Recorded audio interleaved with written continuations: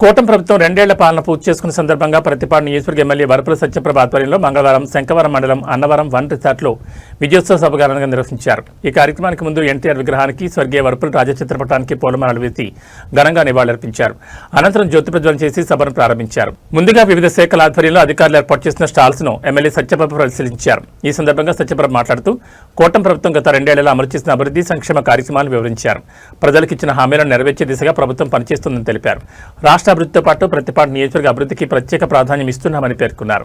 నియోజకవర్గంలో రహదారులు, త్రాగునీరు, విద్య, వైద్యం తదితర రంగాల్లో చేపట్టిన అభివృద్ధి పనులను వివరించిన ఆమె రానున్న రోజుల్లో మరిన్ని అభివృద్ధి కార్యక్రమాలు చేపడతామని చెప్పారు. ప్రభుత్వం అమలు చేస్తున్న సంక్షేమ పథకాల ద్వారా అన్ని వర్గాల ప్రజలకు ప్రయోజనం చేకూరుతోందని తెలిపారు.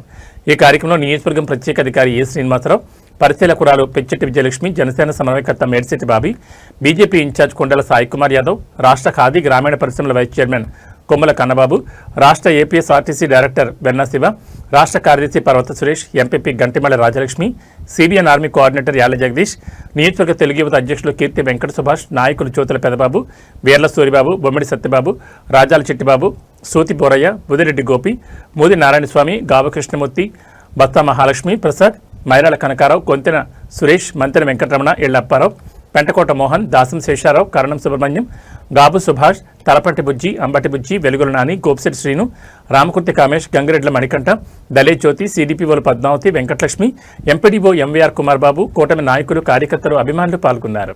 31,79,00,000తో మనం రోడ్లు ఎంచుకోవడం జరిగింది. అదేవిధంగా పల్లె పండుగ 2.0లో 34,79,00,000 సీసీ రోడ్లు అయితేనే, బీటీ రోడ్లు అయితేనే, వీటిలన్నింటినీ మనం వేయించుకోవడం జరిగింది. ఇంకా కూడా శాంక్షన్స్ వచ్చి ఉన్నాయి, అవి కూడా త్వరలోనే పూర్తి చేయడం జరుగుతుంది.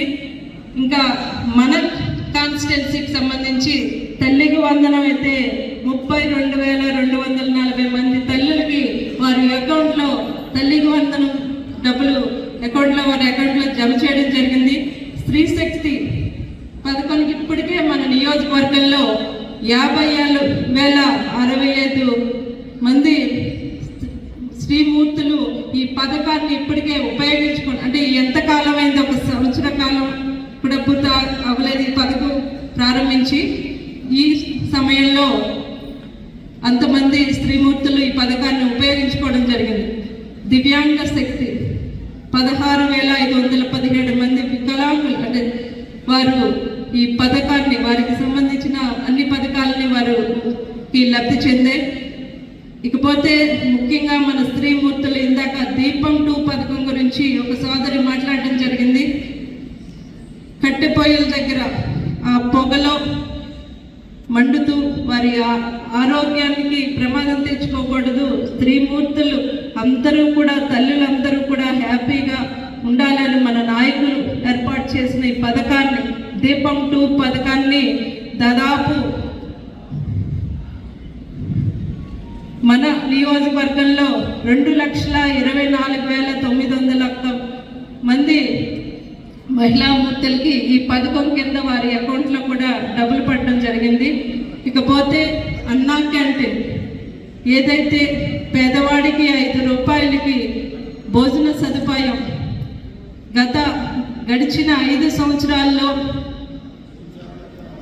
ఎంత మన రాష్ట్ర పరిస్థితిని ఎంత దుర్భర పరిస్థితిలో తీసుకొచ్చారంటే, అన్నా క్యాంటీన్ అంటే వారికి పేరు వచ్చేస్తుంది, తెలుగుదేశం పార్టీ వారు పెట్టింది కదా అని దాన్ని పేదవాడి కడుపు మీద కొట్టి దాన్ని మూసివేయడం జరిగింది.